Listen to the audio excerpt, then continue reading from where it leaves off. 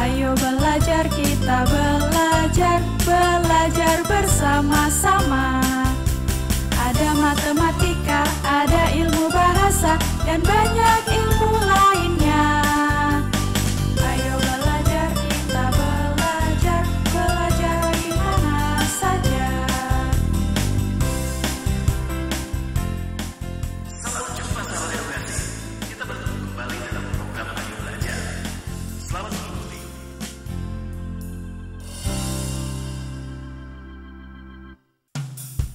Ayo belajar, kita belajar, belajar bersama-sama. Ada matematika, ada ilmu bahasa, dan banyak ilmu lainnya. Ayo belajar, kita belajar, belajar di mana saja. Salam jumpa sahabat edukasi. Ayo belajar, di mana saja kita belajar bersama-sama. Ayo belajar, kita belajar, belajar bersama-sama. Ada matematika, ada ilmu bahasa, dan banyak ilmu lainnya. Ayo belajar, kita belajar, belajar di mana saja. Kabupaten Konawe Selatan, Provinsi Sulawesi Barat. Kali ini saya akan membawakan materi untuk pembelajaran kelas 11 Bahasa Indonesia, IPA dan IPS. Untuk lebih jelasnya, silakan simak pembelajaran ini. Ayo belajar, di mana saja kita belajar bersama-sama.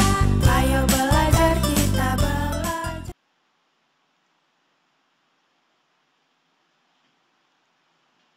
Materi yang saya akan ajarkan yaitu materi teks prosedur.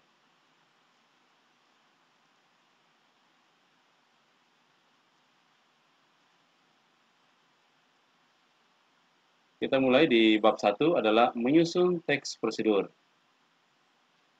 Sebagaimana di skenario pembelajaran, untuk menyusun teks prosedur ada 4 hal. Yang pertama adalah mengonstruksi informasi dalam teks prosedur, yakni menunjukkan pernyataan, menuliskan tahapan-tahapan.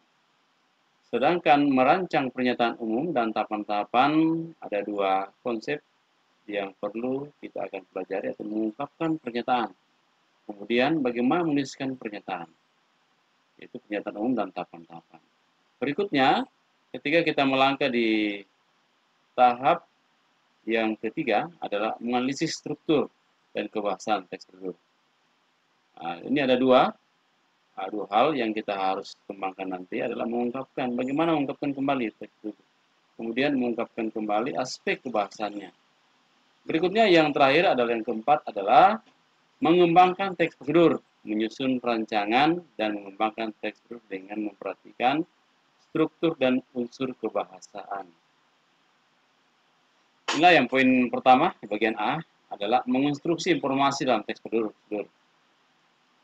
Setelah mempelajari materi ini, kamu diharapkan mampu menunjukkan pernyataan umum dalam melakukan suatu kegiatan, menuliskan tahapan-tahapan sebagai prosedur melakukan suatu kegiatan. Perlu Anda baca pernyataan di bawah dari kolom ini, bahwa bagaimana mempelajari materi ini, harapan yang akan kita capai. Dalam melakukan suatu kegiatan, pemahaman tahap-tahap menjadi sangat penting. Dan sebagainya. Jadi Anda bisa lihat, pelaksanaan setiap tahap tersebut menggambarkan proses berlangsungnya suatu kegiatan yang dilakukan seseorang. Apabila seseorang memahami cara melakukan suatu kegiatan, maka keberhasilan kegiatan tersebut sudah tergambar.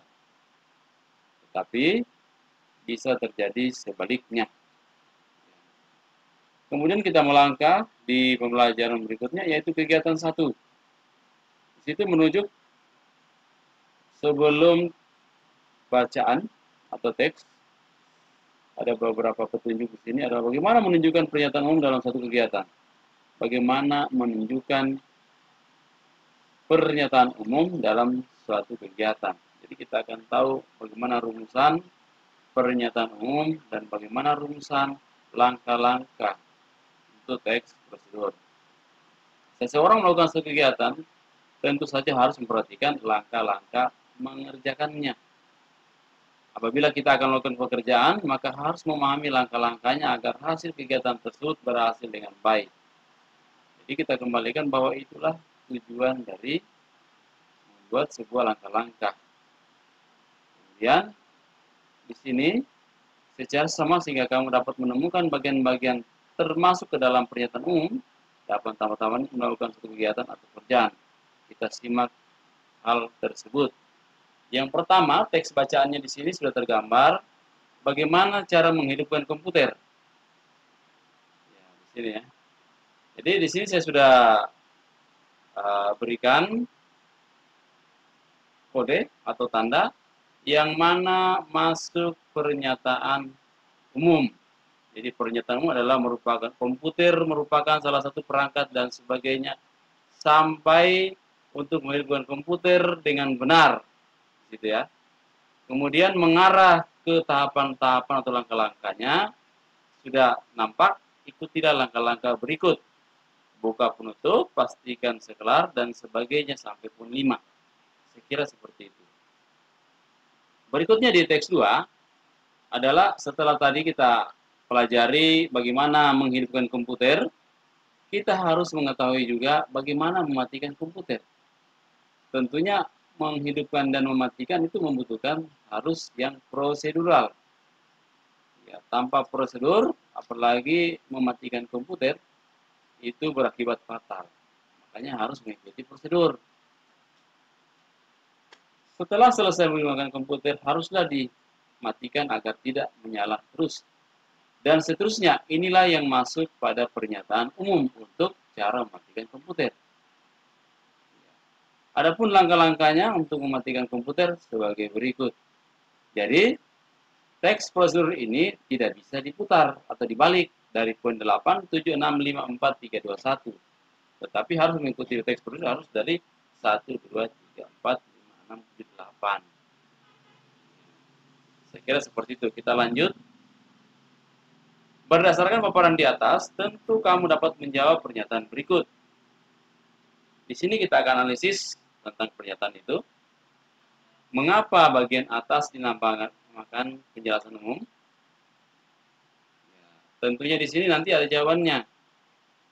Yang berikutnya, apakah tahapan-tahapan pada bagian dalam teks yang tadi kita baca sudah jelas? Tentu akan jawabannya kita langsung jawab langsung bahwa untuk menghidupkan komputer dan mematikan komputer itu saya kira teksnya sudah jelas. Berikutnya, dari isinya menjelaskan tentang apakah teks prosedur itu.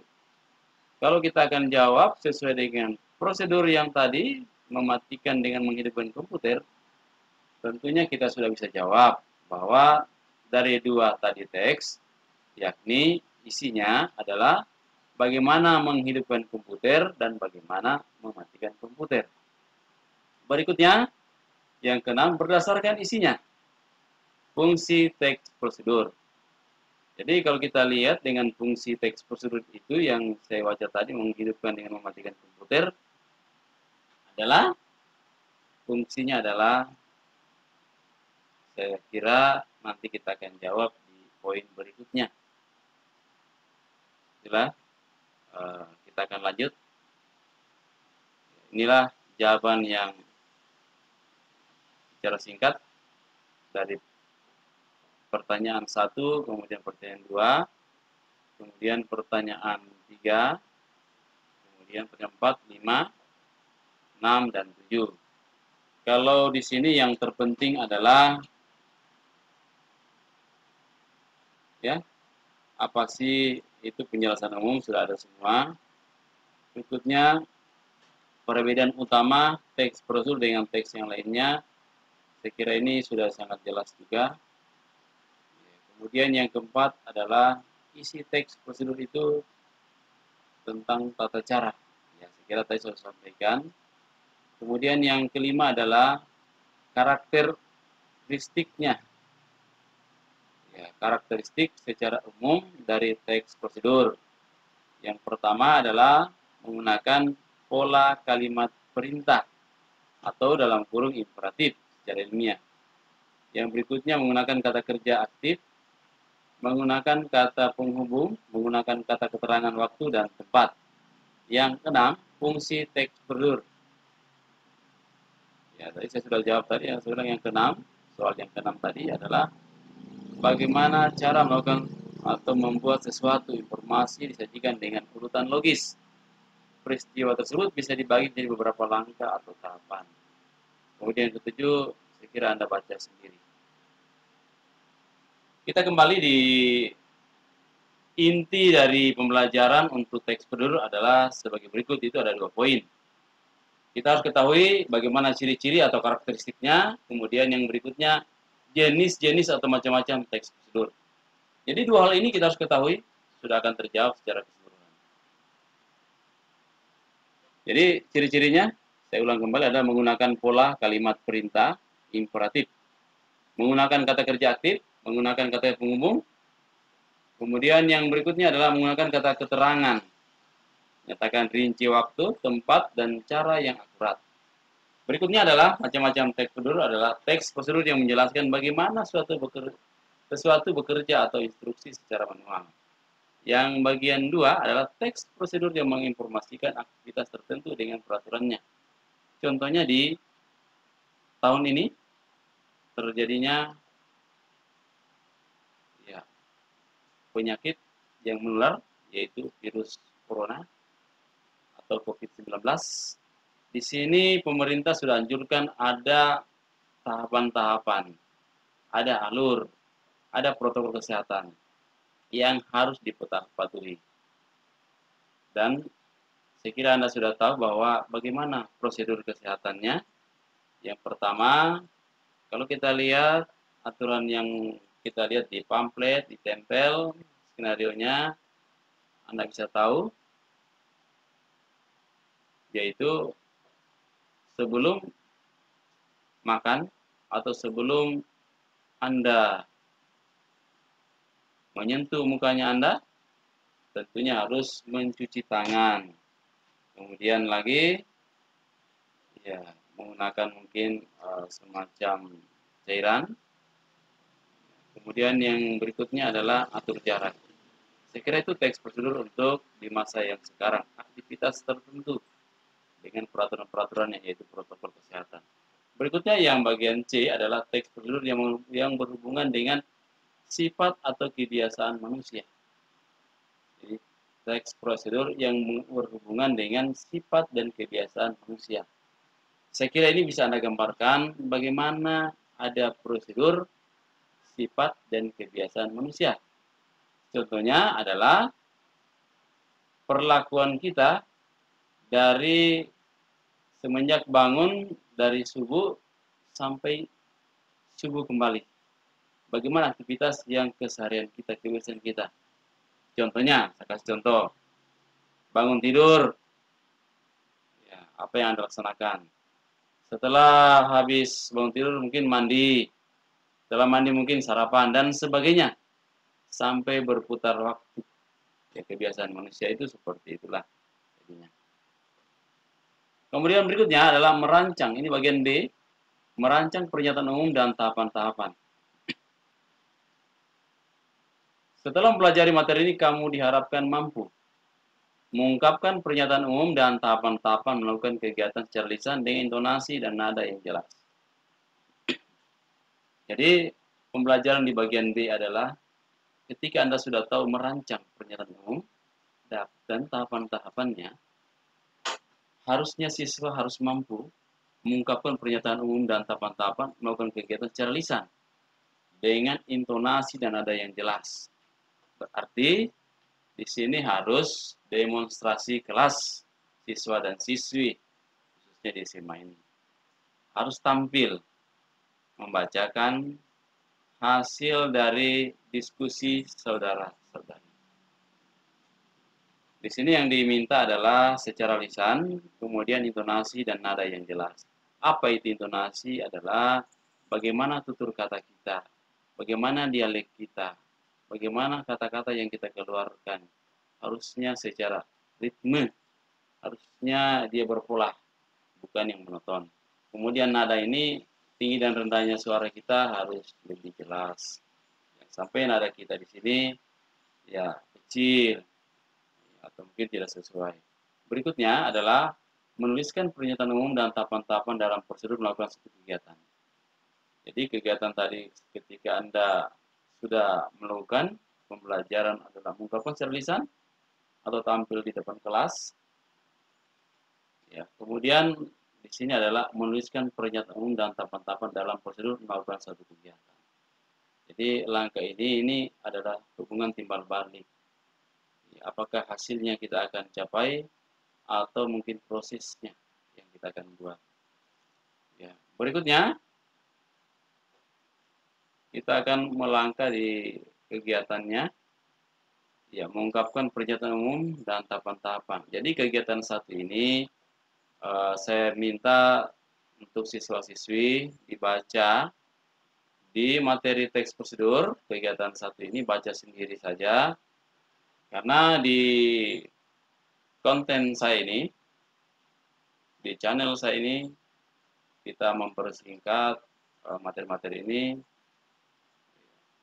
Saya kira kalau Anda baca sendiri bukunya dan Anda lihat bacaan tentang kiat berwawancara itu lebih jelas dan bisa Anda kerjakan. Di sini sudah ada pertanyaan dari teks yang tadi saya sampaikan. Di sini sudah ada tugas dan sebagainya. Di channel untuk pembelajaran bahasa Indonesia itu saya kira saya hanya membuka petunjuk bagaimana mengerjakan tugas-tugas ini.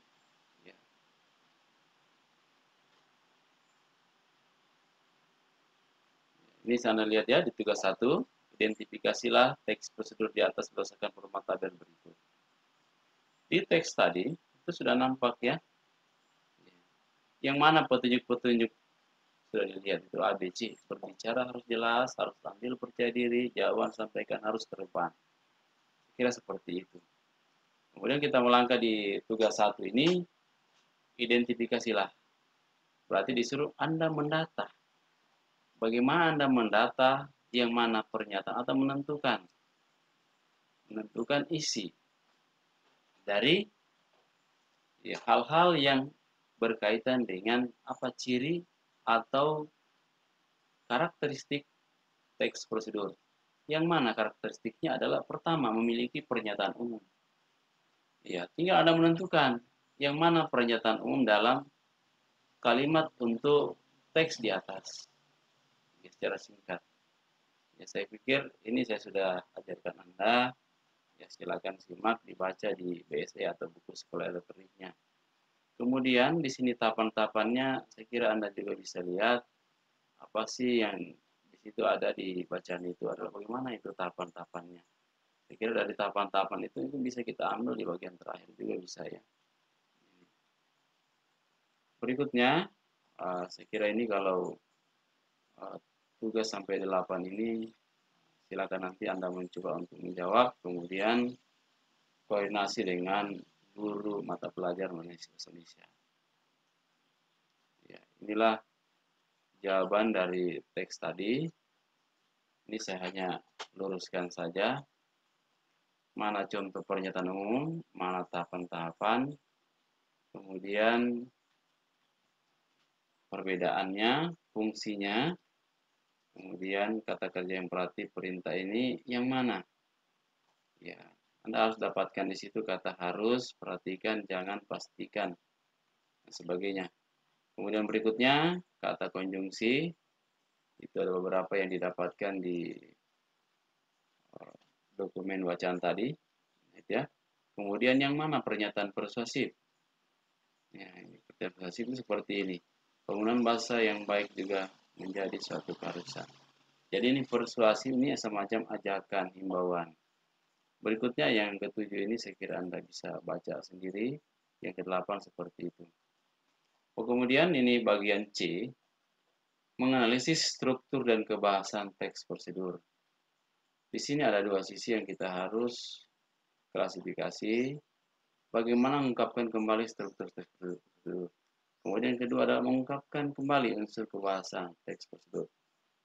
Dua hal tadi ini itu yang kita kembalikan ke bagian B. Jadi pembelajaran bagian B itu dibahas di bagian C. Di sini adalah tadi itu kita ketahui bahwa di bagian B, bagaimana Anda mengetahui strukturnya, bagaimana mengetahui kebahasaannya. Setelah bagian C adalah kita ungkap kembali struktur yang mana itu, kemudian yang mana kebahasaannya. Ya. Untuk lebih jelasnya itu kita langsung melangkah di kegiatan. Satu adalah mengungkapkan kembali struktur teks prosedur.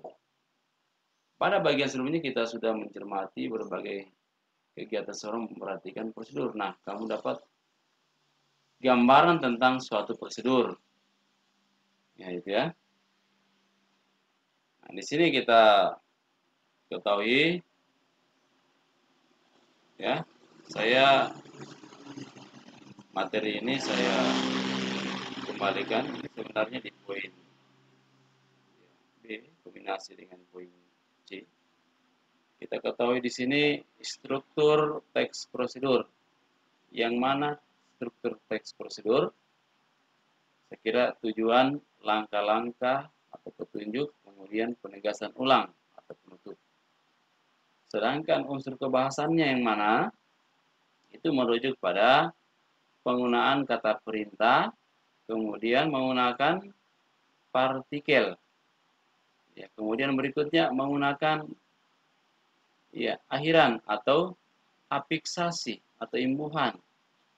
Jadi sudah ya, ini poin 1 ini sudah ada 3 hal yang harus diketahui. Pertama, kata kerja perintah yang memuat. Ya. Jadi kata kerja perintah atau imperatif yang memuat imbuhan. Imbuhan di mana sini imbuhan? Menggunakan imbuhan akhiran dan menggunakan artikel lah. Jadi ini yang kita gunakan adalah imbuhan akhiran. Atau dalam istilah ilmiahnya ini kalau akhiran imbuhan ini kan afiksasi. Afiksasi kan imbuhan. Jadi ketika kita gabungkan bahwa afiksasi yang sufiks. Ya, jadi afiksasi sufiks. Sufiks itu namanya imbuhan akhiran. Jadi kalau awalan prefiks, sisipan infiks, dan akhiran adalah sufiks. Kalau konfiks adalah gabungan imbuhan. Kemudian partikel. Jadi partikel di sini yang digunakan adalah partikel lah. Kemudian berikutnya adalah kita lihat di sini peta konsep sudah tergambar. Ya. Bagaimana kaidah kebahasaan untuk teks prosedur? Pertama kata kerja, coba lihat. Pernyataan persuasif, kata teknis, konjungsi penjumlahan, deskripsi alat. Ya, saya kira nanti kalau Anda baca-baca di buku itu sudah akan jelas. Ya. Ini sudah ada jawaban-jawaban yang saya berikan. Silakan di screenshot. Ya, ketika menggunakan handphone, tolong, apalagi saya bawakan di YouTube ini, tolong di screenshot materi ini supaya lebih jelas. Karena ini berbentuk jawaban-jawabannya. Berikutnya ini di lembaran yang berikutnya seperti ini, ya. Apa tadi yang kita jelaskan di atas itu sudah tergambar di sini. Kalau kita dapat seperti ini contoh tugas, ya, tentunya kita akan lihat bagaimana menjawab di opsi-opsi yang dari A sampai E ini. Kalau pilihannya ini multi, ya, ini pilihan ganda ya, seperti ini. Tugas 2, manakah pernyataan-pernyataan di bawah ini yang menggunakan kata kerja imperatif? Tentunya kita akan menjawab banyak sahabat sangat menyenangkan. Perlu kesantunan di dalam menjalin komunikasi. Dan bagian C, sangat berkesan dan sebagainya. D, sering terjadi salah pengertian. E, orang seringkali tidak percaya. Jadi ketika kita simak ini, A sampai E, di sini yang kita garis bawahi, yang masuk dari pernyataan, menggunakan kata kerja imperatif adalah kata perlu kesantunan dalam menjalin komunikasi. Jadi poin B yang benar dari pilihan A sampai E ini. Ya, jadi jawabannya nih. Lihat. Kemudian berikutnya, ya, seperti ini. Ketika kalau kita dapatkan materi, bagaimana yang bagian poin 2, membuat langkah-langkah dengan tema kiat muda dalam membentuk pribadi yang mandiri. Ini contoh yang saya berikan. Bagian 2 ya. Keduanya ini. Ya. A sampai E. Itu adalah langkah-langkah yang harus Anda ketahui. Ya. Jadi kalau ketika nanti kita dapat seperti ini ya, karena di pembelajaran luring itu bisa kita jalankan seperti tadi pembelajaran daring, cukup mendengarkan kemudian Anda nanti laksanakan secara daring. Ya, kalau luring itu tatap muka langsung. Ya, saya kira itu bisa kita lakukan pembelajaran seperti ini. Karena siswa-siswi itu saya kira mungkin banyak pertanyaan dan mungkin belum bisa lebih jelasnya di materi ini. Jadi saya buat channel di YouTube ini, kemudian saya kombinasi dengan Google Form, kemudian di WA. Jadi silakan dipertanyakan di mana saja. Saya sudah buka untuk informasi-informasi yang bisa Anda bantu. Ya, jadi ketika kita dapat ini topiknya ada 5. Kalau saya suruh Anda buatlah langkah-langkah teks prosedur. Topiknya yang pertama, mengatasi kemalasan dalam belajar. Saya kasih contoh. Ya, umpamanya saya buatkan langkah-langkahnya. Bagaimana mengatasi kemalasan belajar? Yang pertama, kurangi, ini saya umpamakan ya. Pertama, kurangi menonton televisi. Yang kedua, kurangi menggunakan gadget atau handphone. Berikutnya lagi, ya, ini untuk mengatasi kemalasan belajar. Berikutnya adalah, ya, rajinlah membaca buku dan sebagainya. Itulah namanya langkah-langkah. Tinggal Anda menambahkan kalau diperlukan tentang kalimat perintahnya, tinggal Anda tambahkan. Kemudian berikutnya ini yang kedua itu membentuk kekompakan antara siswa dalam kelas. Tinggal Anda buat langkah-langkah.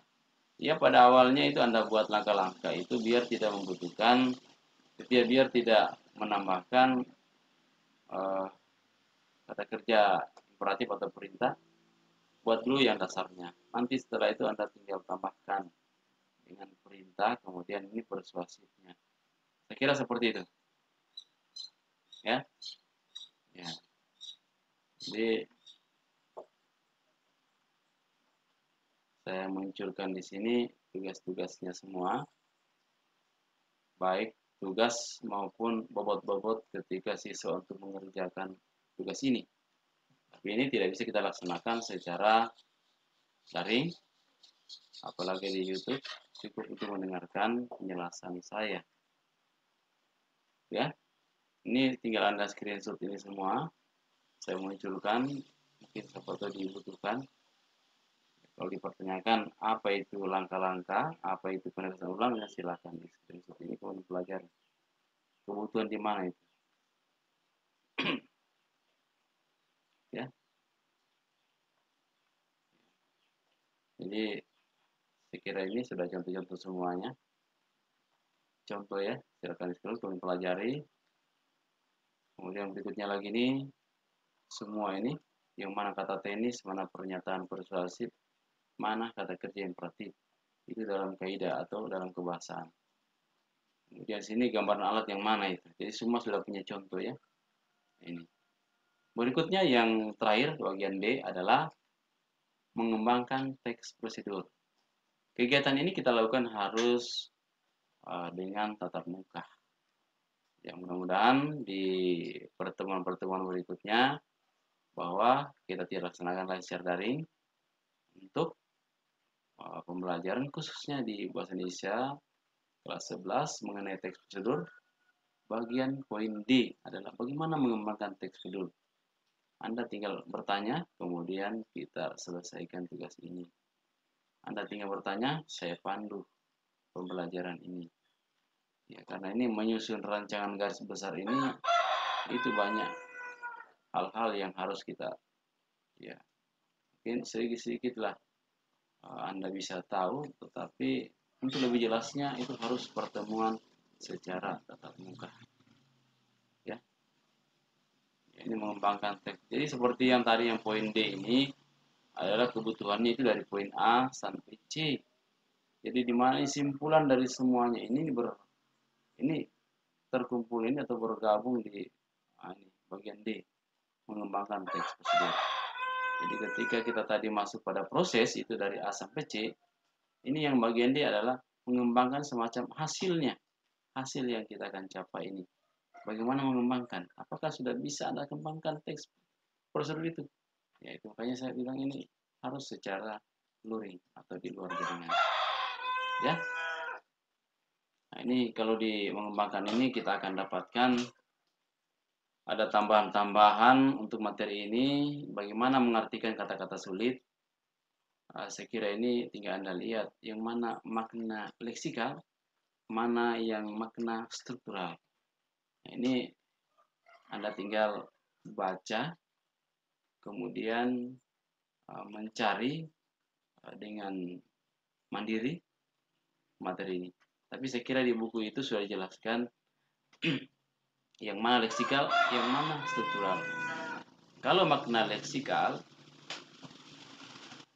di sini Anda lihat apakah makna yang sesungguhnya sesuai dalam kamus atau makna yang tambahan, yang memiliki tambahan-tambahan. Ya. Ini lihat. Makna leksikal adalah makna yang berdasarkan kamus. Ya, jadi kalau makna yang berdasarkan kamus, ketika ada kata seperti kualifikasi, Anda baca.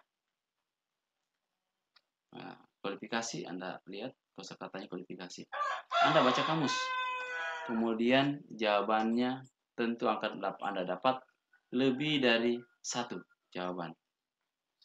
Ya, seperti contohnya. Pasti Anda dapat jawabannya itu lebih dari satu. Sedangkan makna yang gramatikal atau makna di sini ya ada yang makna yang gramatikal. Ini lihat arti kata yang berdasarkan konteks kalimat tersebut. Ya, berarti kalau ada Anda baca bacaan, iya, ketika ada kata yang harus diartikan, berarti harus dilihat, dipelajari sesuai konteks bacaan itu, bukan berdasarkan dari kamus. Ya, jangan sampai itu sedikit ada perbedaan. Saya kira seperti itu. Contohnya seperti verbal. Jadi verbal di sini kalau kita dapat makna yang leksikalnya ini kan akan kita dapat 3 arti. Arti kerja, bersifat hafalan, lisan atau bukan tertulis. Itu kita dapat dalam kamus. Sedangkan kalau maknanya gramatikal atau struktural di sini adalah verbal di sini adalah secara lisan. Saya kira seperti itu. Ya. Berikutnya yang bagian B adalah bagaimana maknai maksud teks secara keseluruhan. Ya, kita belajar ini kalau kita bilang ini makna, totalitas makna atau total of meaning. Di sini Anda bisa lihat bagaimana maknai kedua-duanya tadi antara makna leksikal dengan makna gramatikal atau makna struktural. Saya kira itu dulu yang bisa saya sampaikan. Mudah-mudahan ini inspirasinya untuk anak muda masa kini ya bisa mengikuti saya, karena saya di sini hanya beberapa kata yang bisa saya sumbangkan sama Anda di masa pandemi ini. saya mencari solusi terobosan baru untuk Anda. Jadi harap dimaklumi siswa dan siswi. Ya, saya berterima kasih sekali bahwa Anda sudah menonton konten-konten saya. Saya Ri, Assalamualaikum warahmatullahi wabarakatuh.